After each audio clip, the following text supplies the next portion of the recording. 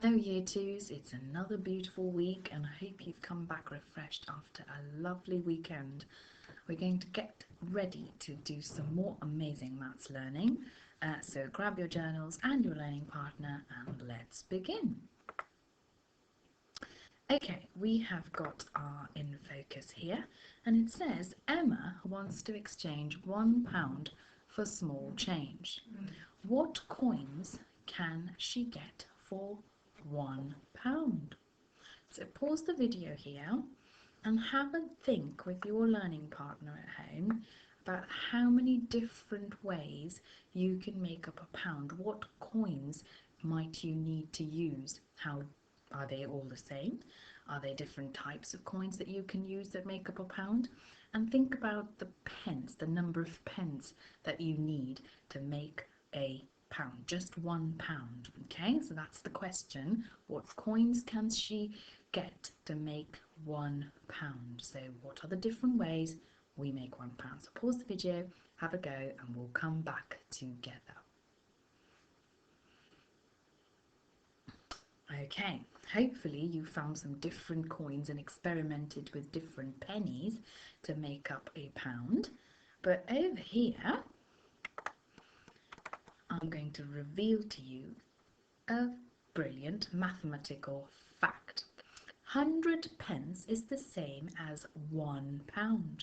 Therefore, 100 pence, that means all of the pennies that make up 100 pence together, and you might use different coins to make up 100, but any coins that you use, any pence coins that you use to make up 100 pence, to add up to 100, makes £1.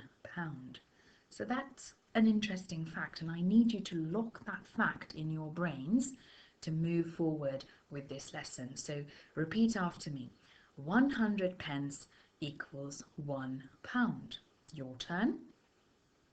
Brilliant. My turn again. 100 pence equals £1. Now your turn. Well done. Now, so that brain has locked that fact, let's move on to the next part of our lesson. You're doing brilliantly so far. So let's learn about our £1 coin. Okay, it is the most important part of our learning, so you understand how we move on in counting up our pounds, or what pence make up our pound. Okay, so here it says £1 coin, which is this. Okay, and I'm sure you've got one at home to look at. And in this box here, there are a few 10 pence coins. So let's count up how many 10 pences there are. So there's 1 10, 2, 3, 4, 5, 6, 7, 8, 9, 10. So there's 10 pence coins. Okay? And we also know, if we've been looking at our 10 times table, that 10 groups of 10 makes, that's right, 100 pence. So we've got 100 pence here, only using our 10 pences. Okay, so Emma can exchange £1 for 10 pence coins. What is the greatest number of coins she can get for £1? Have a think about that question. And what is the fewest number of coins she can get for £1? Have a think about that one. Now over here, Miss Pope and I have shown you different ways of making 100 pence. So just by looking at these options, which one is the greatest number of coins? You can count and on the screen if you need to, so you can pause the video and count how many you need to. And you can count which one is the fewest number of coins that make up 100 pence. Okay, you're right. 2 times 50 pence coins makes 100 pence, because we know 50 add 50 makes 100, and therefore 2 groups of 50 pence coins makes 100 pence. So it's only using 2 coins, and that's just the fewest number of coins there. Here we've got 5 groups of 20 pence coins, okay, which makes 100 pence there. Here we've got another way of making 100 pence. So you've got two 20 pences and a 10 pence coin plus just a 50 pence coin on its own. So here we've used one 50 pence coins, two 20 pence coins and one 10 pence coin. So this uses only 1, 2, 3, 4 coins, whereas this one uses 5 coins, and this makes the greatest number of coins. Okay, so have a go at looking at that again and go back over this slide if you want to understand what we've just talked through with your learning partner. And when you've done that, we can move on. Over here I have got a table, okay? We can exchange other coins. We don't just need to make up £1, but there are other coins that we can exchange to gain a value, okay? So over here it says I've got just one 2 pence coin.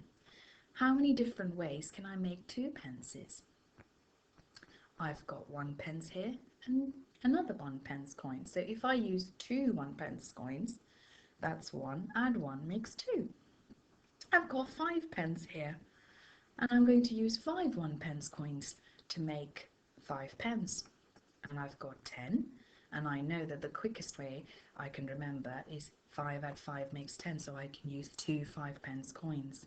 Likewise for 20, I know that 20 has 2 10s in it, so I could use 2 10 pence coins to make 20. Same for 50 pence. I'm going to use 5 10 pence coins, okay? Or I could use two 20 pences, sorry, and 1 10 pence, because I know that 20 add 20 make 40, and another 10 would make 50. So have a go at choosing any random coin in your collection. It could be another 5 pence. It could be another 10 pence. How else can you make up those coins using other coins with different values? Okay, so pause the video, have a go, make up a table in your journal with your learning partner, and we'd love to see it. Okay, let's move on. For today's worksheet, you are going to be exchanging money just like you did in your table in the slide before. So you're going to fill in the blanks with working out how many different ways you can make your 10 pence. So I'm sure you did that in your table, but it's already given you a clue here. I've only got 5 pence, so we know from a previous fact that 5 add 5 would make 10. So I'm just going to put another 5 pence coin, or just write in here 5p, which would make adding it up together equal to 10 pence. Okay, I've got 20 pence here. You've got to think, I've got 5 pence here. What else could I use to make up 20? Think carefully, use the different coins you've got with you. Okay, it's already told you that it's used one of these coins to add to make 20 pence, but you've got to figure out how much more it needs to make up this value. And if you are confused why the equal signs is on this side, remember in a mathematical equation the equal to sign could be on either side, okay? All you've got to do is make sure that this side is the same value as this side. That's all you are doing. On this sheet, following on, you are matching the groups of coins to the same value. Okay, now again, I would suggest, if you're finding it tricky, you could cover up one side of your sheet so you're not getting confused. Add up your coins, write it down at the bottom what value you've got. Then you can eliminate or take away the cover and match your value to the coin. Okay, I know you can do this. You've all been brilliant so far. and I look forward to hearing more from you when you have finished. Take care, you twos. It's been a pleasure. Bye bye.